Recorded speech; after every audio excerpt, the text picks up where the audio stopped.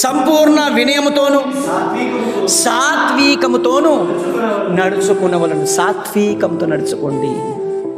7వ విషయం ఏమంటున్నాడంటే సాత్వికం కనపడాలి సంఘానికి. సాత్వికం ఏమంటే యేసుప్రభు చెప్పాడు కదా, నేను సాత్వికుడను, ధీర మనసు గలవాడను. సృష్టికర్త అయిన దేవుడు మానవుడుగా ఈ లోకానికి వచ్చి సాత్వికము చూపించినప్పుడు మన జీవితాలకు ఎంత సాత్వికం ఉండాలి చెప్పండి ప్రేమైన దేవుని వర్లన.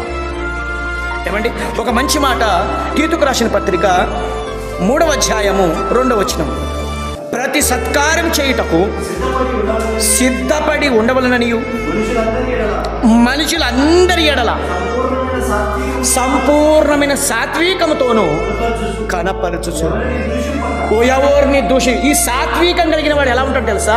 దూషించడు, జగడమాడడు, శాంతుడు అంటే శాంతంగా ఉంటాడు, జగడమాడడు, దూషించడు. సాత్వికుడు అంటే అర్థం ఏంటి?